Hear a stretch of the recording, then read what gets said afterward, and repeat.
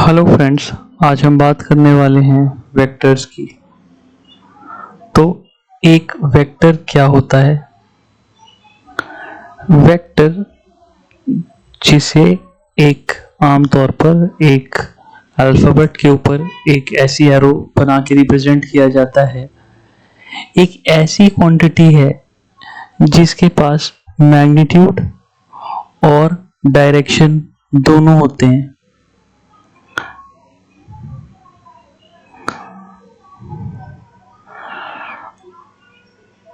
अगर आपने वेक्टर आज से पहले नहीं सुना है तो आपको शायद ना पता हो कि स्केलर क्वांटिटी जो होती है, जो आमतौर पर यूज की जाती हैं, जैसे टेम्परेचर हो गया, वेट हो गया, लेंथ हो गई, ये एक सिंगल लाइन पे काम करती हैं। यानी कि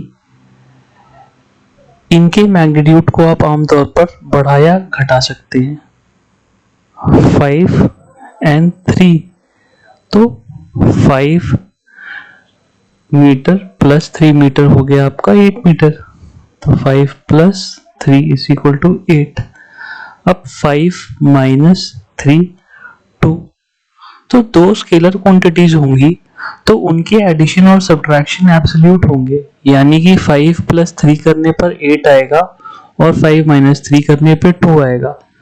सिमिलरली अगर मैं एग्जांपल 3 और 4 का लूं तो 3 प्लस 4 पे 7 आएगा और 4 माइनस 3 करने पे 1 आएगा।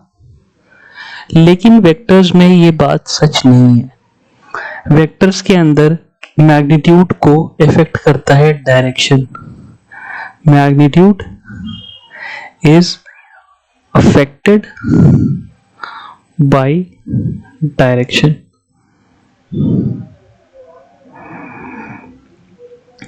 यानी मेरा मैग्नीट्यूड बढ़ या घट सकता है मेरे डायरेक्शन की वजह से। एक हम एग्जांपल देखते हैं वेक्टर एडिशन का। ये वेक्टर है 3 का और ये वेक्टर है 4 का।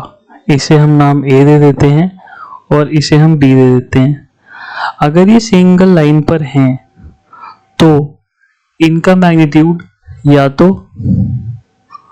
7 हो सकता है। अगर ये ऑपोजिट डायरेक्शन में है, मान लीजिए A ऐसे है और B ऐसे है, तो ये मैग्नीट्यूड 1 हो सकता है। लेकिन अगर वो इस लाइन पर नहीं है, एक एंगल पर एक दूसरे के साथ इंटरैक्ट कर रहे हैं, जैसे ये वेक्टर A है और ये वेक्टर B है, ये एट एन एंगल इंटरैक्ट कर रहे हैं, तो इनका जो रिजल्ट है वो 1 या 7 में से कुछ भी नहीं होगा। अगर ये स्केलर होते तो इनका 1 या 7 ही होता, लेकिन ये वेक्टर्स हैं तो 1 एंड 7 और उसके बीच में कोई भी हो सकता है। मैंने आपको भी इस वेक्टर्स का स्पेशल केस दिखाया है जो एक सिंगल लाइन पर है। अगर कोई भी वेक्टर्स के इंटरेक्शन सिंगल लाइन पर होंगे तो वो स्केलर की तरह ही काम करेंगे। अब मैं आपको इसका एडिशन एट एन एंगल दिखाता हूं। मैं सेम वेक्टर लेता हूं A जिसका मैग्नीट्यूड 3 है और मैं एक दूसरा वेक्टर लेता हूं B जिसका मैग्नीट्यूड 4 है। अब 3 एंड 4 का आप इंटरेक्शन स्ट्रेट लाइन पर देख चुके हैं। जब वो सेम डायरेक्शन में थे तो प्लस था और जब वो नेगेटिव डायरेक्शन में थे तो माइनस था। अब मैं ये इंटरेक्शन आपको एक एंगल पर दिखाता हूँ।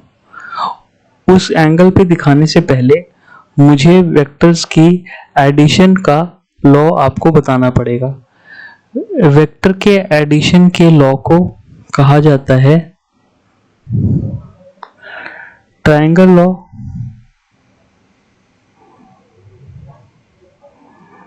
और पैरेललोग्राम लॉ।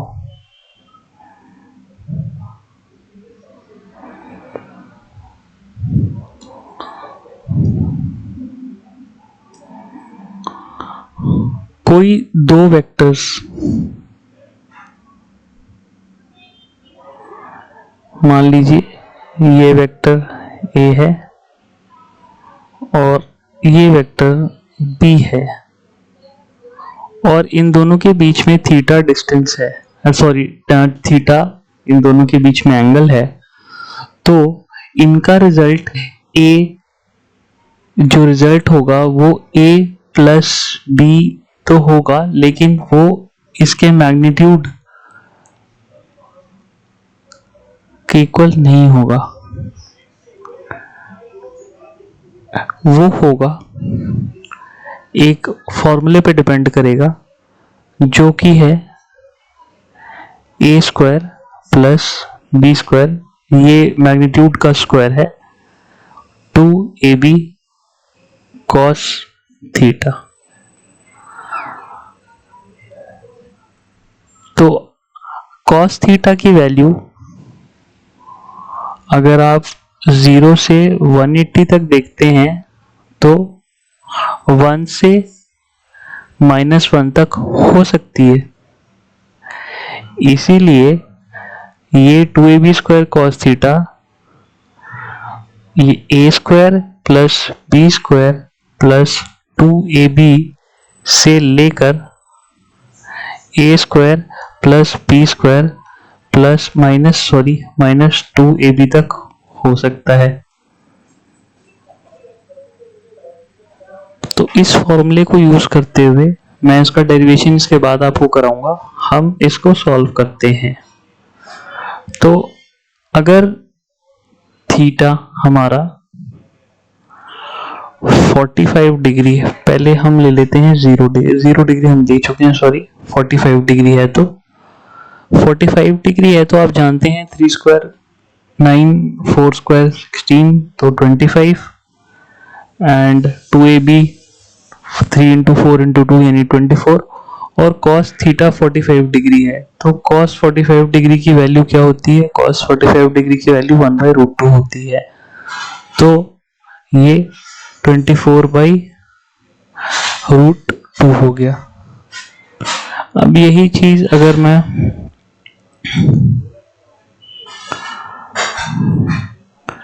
देखता हूं theta is equal to 60 degree के लिए, तो ये क्या होता है 25 प्लस 24 तो आपको पता ही है, और हम यूज करते हैं cos 60 की वैल्यू। cos 60 की वैल्यू क्या होगी आपकी? ये होगी 1/2 नहीं, आई थिंक या 1/2। तो आपने देखा कि ये वैल्यू यहाँ पे बदल गई इसलिए सम बदल गया, और यहाँ पर बदल गई तो ये सम बदल गया। अगर हम इसको सॉल्व करेंगे तो इसका आंसर डिफरेंट आएगा, बिकॉज cos थीटा की वैल्यू यहाँ दोनों जगह बदल गई है। यानी कि एक इम्पोर्टेंट फैक्टर इन दोनों चीजों में हमें ये पता लगा कि जैसे ही एंगल बदलेगा और सिर्फ एंगल के बदलने से ही हमारा रिजल्ट यानी एडिशन बिल्कुल चेंज हो जाएगा। अब हम इसको फॉर्मूले को डिराइव करते हैं।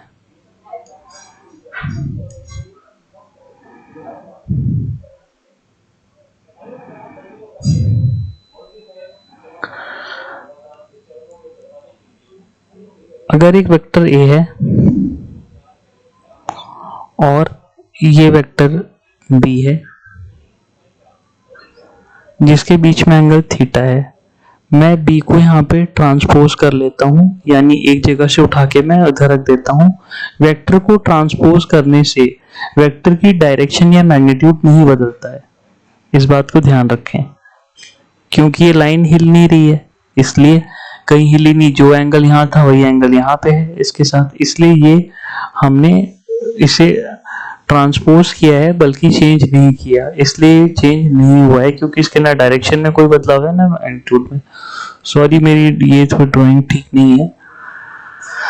तो ये आपका बी वेक्टर था और ये थीटा है। तो हम ये जानते हैं कि अगर मैं यहाँ पर देखता हूँ तो हमारे साइन थीटा क्या होता है? हमारा साइन थीटा होता है ऑपोजिट साइड बाय हाइपोटेन्यूज, ठीक है। तो इस ऑपोजिट साइड को मैं ऑप साइड लिख देता हूँ, ठीक, बाय हाइपोटेन्यूज आपका बी है। तो ये b साइन थीटा हो गया हमारा opposite side. Similarly cos theta हमारा क्या होता है, एडजेसेंट साइड बाय हाइपोटेन्यूज। तो उस तरीके से हमारा b cos थीटा हो गया एडजेसेंट साइड। अब मान लीजिए ये रिजल्टेंट है, इसका नाम r है। तो आप देख रहे होंगे कि ये एक ट्रायंगल बन गया, राइट एंगल ट्रायंगल।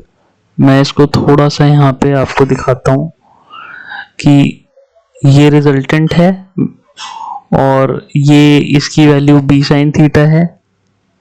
इस पर्टिकुलर पोर्शन की वैल्यू जो है यहाँ से यहाँ तक जो आ रहा था, इस पर्टिकुलर की वैल्यू है b cos थीटा और इसकी वैल्यू हमारी a है। तो ये पूरा लाइन सेगमेंट क्या हो जाएगा, a plus b cos theta.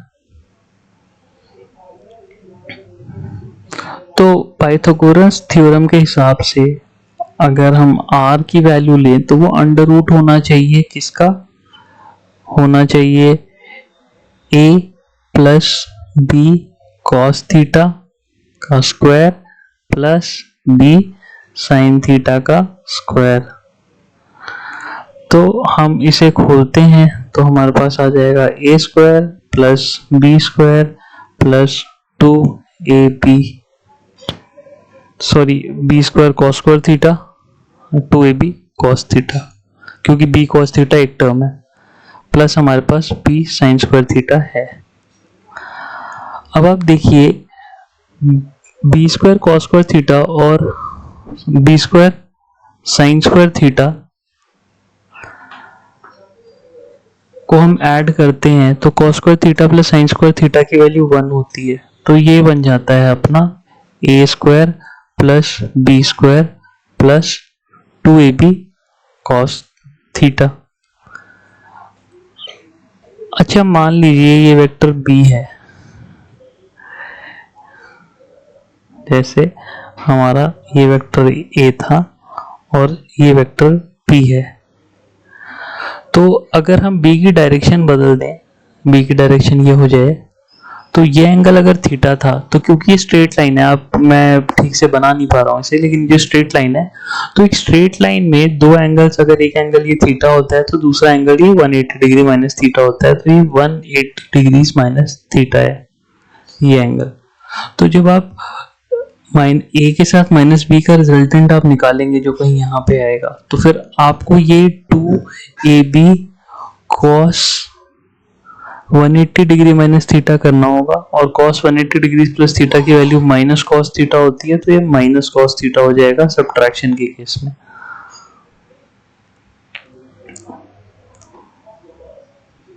तो चलिए फिर अपने उस एग्जाम्पल पे चलते हैं जहां पर हमने बात की थी 3 and 4 की, और इनिशियली हम इनके एंगल का इंटरेक्शन दिखाना चाह रहे थे, दो वेक्टर्स के एंगल का इंटरेक्शन क्या होता है।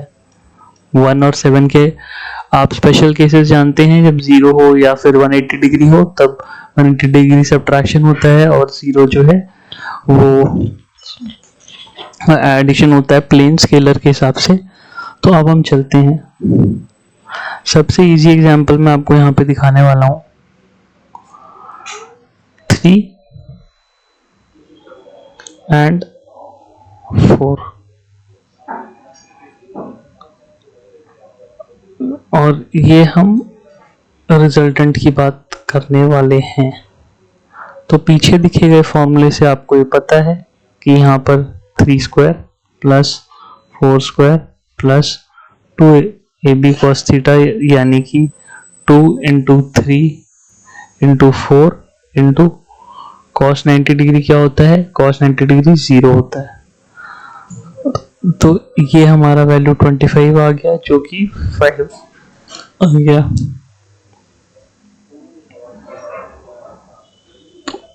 तो इस तरह से आप देख सकते हैं कि अलग अलग टाइम पर अलग अलग रिजल्ट आ रहा है, ओनली बिकॉज ऑफ डायरेक्शन। ये चीज स्केलर में नहीं थी, स्केलर में खाली मैग्नीट्यूड होता था और उसका एक सिंगल लाइन पे एडिशन और सब्ट्रैक्शन होता था। आगे बातें और डिस्कस करेंगे नेक्स्ट लेक्चर में, नेक्स्ट वीडियो में। आई होप आप सब अच्छे रहें। Thank you so much.